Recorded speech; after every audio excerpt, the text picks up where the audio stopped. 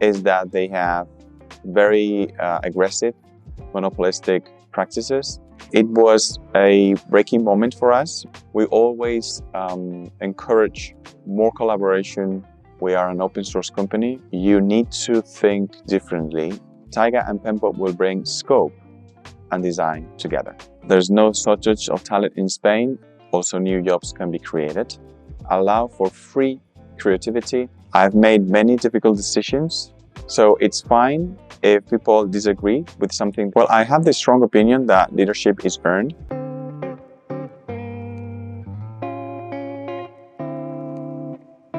So, I am Pablo Ruiz-Muzquiz. I'm CEO at Kaleidos, makers of Penpot.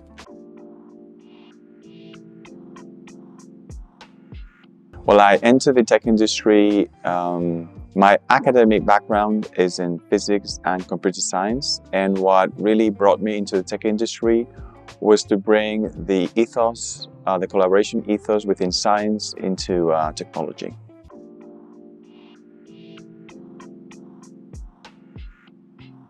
It came to us a few years ago, and we were trying to fix the problem where designers and developers actually don't collaborate with each other because the design and prototyping tools are not welcoming developers. So we thought that we could build Penpot to bridge the gap between designers and developers and finally make true collaboration a reality.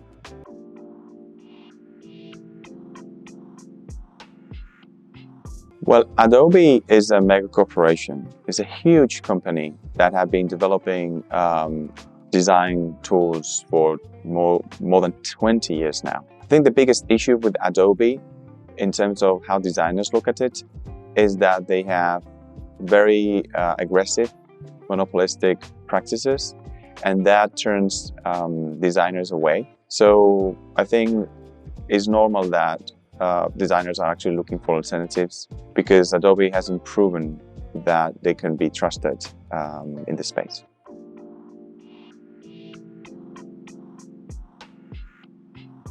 Well, it was a breaking moment for us back in September 2022 when that agreement, that acquisition deal was announced, and it made us clearly like the only viable alternative to that merge. So it has given us a ton of exposure, and a lot of people have learned about Penpot thanks to that acquisition deal.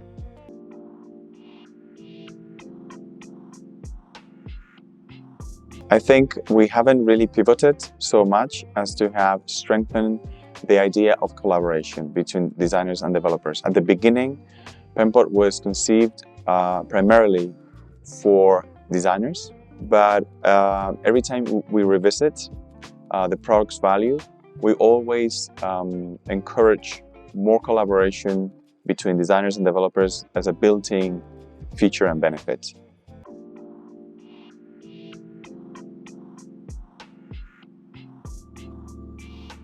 The most common mistakes for product market fit is not doing the right amount of research before you start actually building the product, and also not having the right metrics for user or team activation.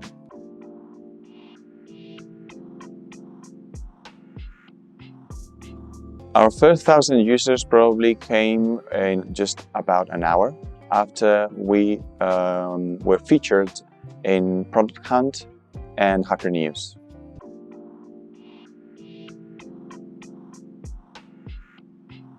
We went for open source because at the core of the company, we are an open source company. We believe that open source is both a viable business, but also the right business to do. So it's very dear to us, the whole set of open source values. We do have previous experience with Taiga, our other open source project.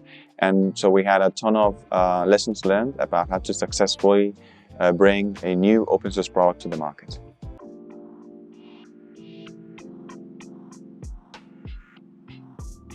When you go the open source business model, you need to think differently in terms of how much value you are creating before you start capturing value, before you start asking for some money. So the specific challenges for open source really come from the fact that you need to be extremely generous during the whole life cycle of your product, but particularly at the beginning, to make sure that you are creating so much value for a lot of people. It is when you are successful in making sure that you are relevant, that your footprint is big, that you can start thinking how to monetize, how to capture a tiny fraction of that value you have created. For us, it looks almost obvious that we will ship enterprise-oriented features that will be able to capture a tiny bit of that value. And since that value created is so big, then the ratio will still be pretty big for us.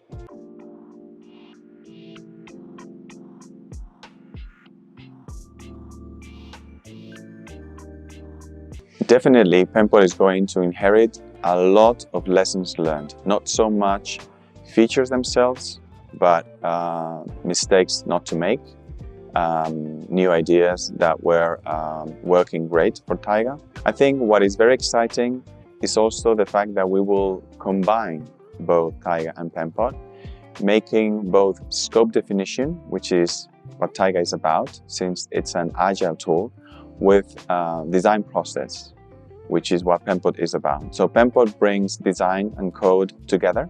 Taiga and Penpot will bring scope and design together.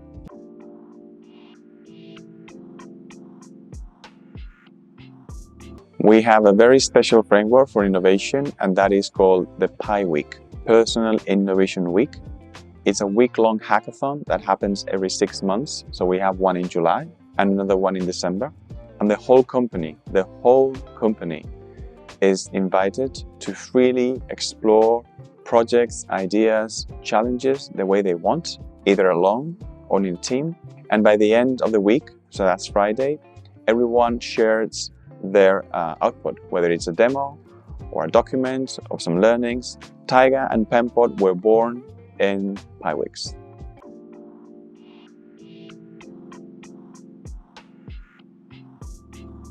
Not at all. There's no shortage of talent in Spain. Actually, I do believe that Spain has a better ratio per capita. There is bigger talent than elsewhere on average.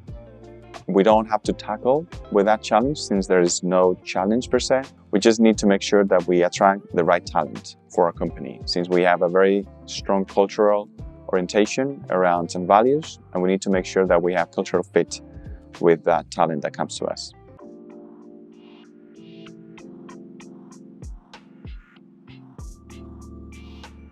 So we turned to QAwerk because we had a very important milestone, and that was exiting beta.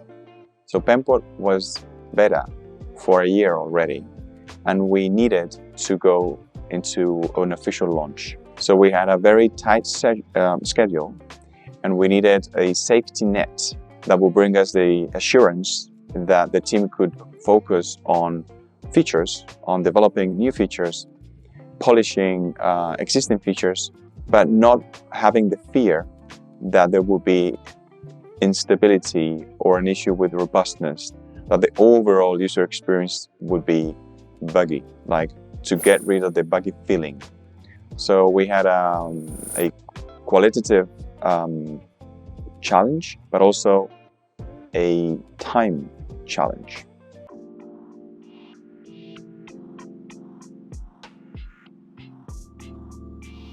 Well, we achieved that safety net very quickly. So the team was not distracted by having to find and fix bugs, but actually focusing on the value of the product. So we were able to achieve the deadline that we had.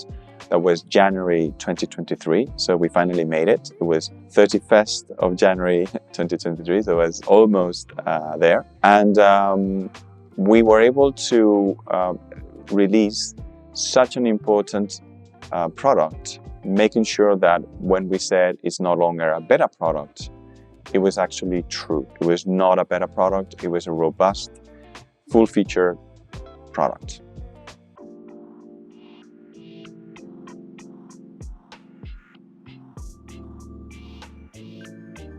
Absolutely no fear. We didn't have any fear around that.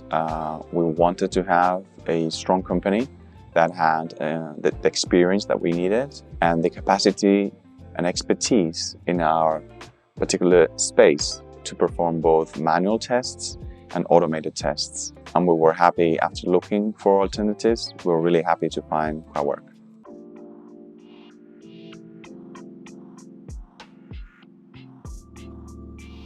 Absolutely, particularly if you are into the productivity tool space. When you're developing a productivity tool, you need to make sure that the user doesn't feel there is some distraction. You need the user to feel they're in the zone, that they are focused, and there's nothing in the product that is jeopardizing that experience. So for us, quality assurance in that space is critical. Otherwise, users will just say, regardless of your features, I just cannot use and enjoy your tool.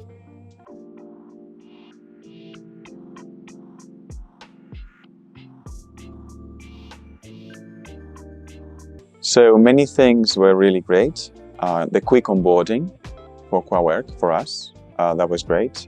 The rapid response times. Every time we needed an answer, some comments, they were really quick to answer our questions. And then the autonomy that they had. That was also great.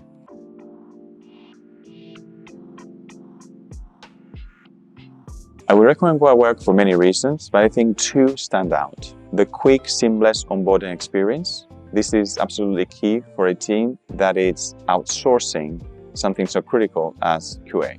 So the onboarding was painless. But also the smart use of the different channels, the different communication channels. They were used effectively, with respect, like with really thoughtful mindset. That's also very important because that conversation cannot be dysfunctional, and it wasn't.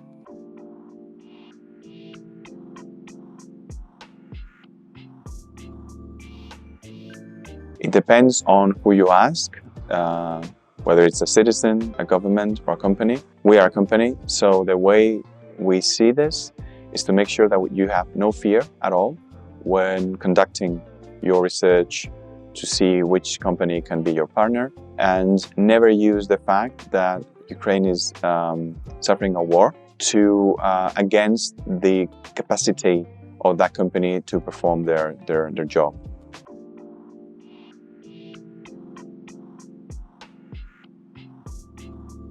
There are two. One that has been super exciting for me forever, which is open source meeting design. That's something unique. But of course, recently we are seeing generative AI, and I think it's also that very exciting. For any productivity tool, for any team tool, that is something that it might completely shift the whole market. So it's cool to see.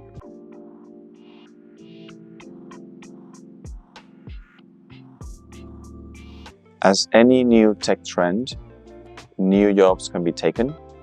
Also, new jobs can be created. I think the point here is whether AI will level up the whole labor market or not, and whether that will happen in a specific time frame that makes people reactive and being able to cope with the changes. I think the fear is not that we won't have new jobs, very exciting ones, but how much of a singularity the job market is in, and how much suffering for some people this could mean. But overall, I'm optimistic, and I think the net gain will be positive.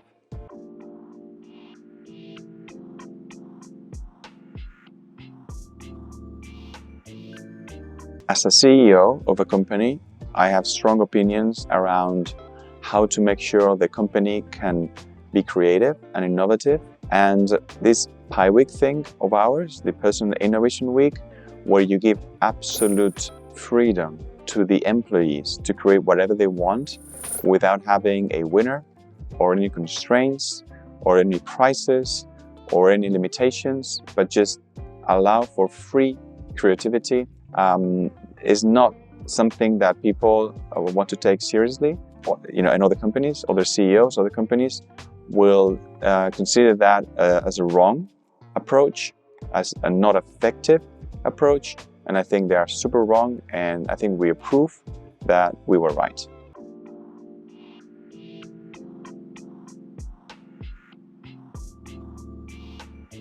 I've made many difficult decisions.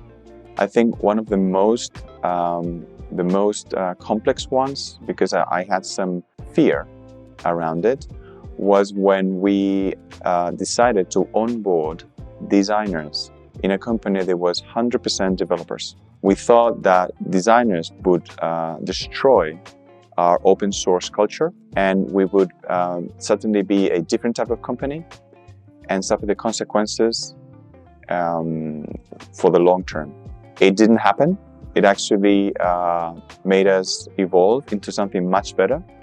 But at the time, it was a difficult decision to make.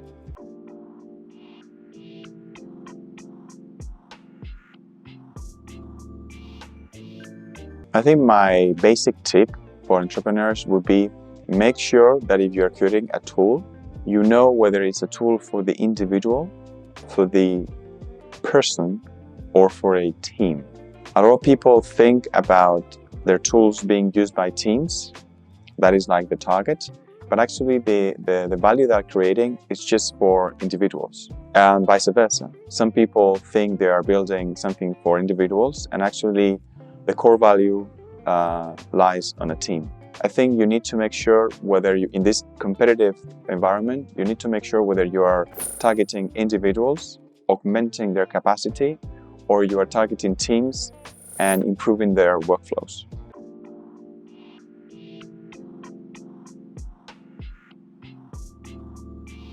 Organic transparency is at the core of building a true communicative company. I think it's very important that everyone, whether they agree or not with the decision, trust the process and understands the reasons why something happened. So it's fine if people disagree with something they hear about within the company, but I think the most important thing is that they understand why that happened and they trust that it is in the benefit of the company. When you achieve that level of trustworthiness, then you have organic transparency, and then you can build communicative goals on top of that.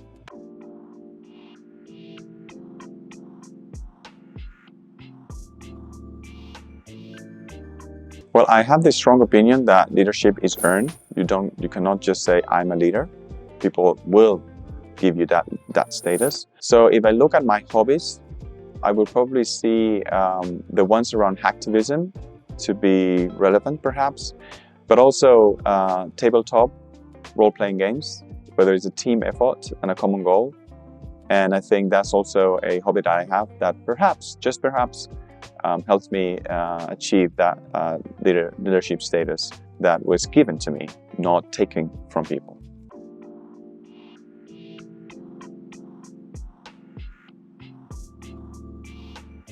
I would strongly recommend that everyone reads the Futurological Congress by Stanislav Lem. He wrote this black humor science fiction short novel where Ion Tichy tries to represent humanity in the Galactical Congress, defending member status for Earth and looking at the contradictions that alien species would find in our supposedly worthy status. So it's a short novel, it's fun to read, and it's very, even if it was written a few decades ago already, it's still completely valid, and I would wholeheartedly recommend that short book.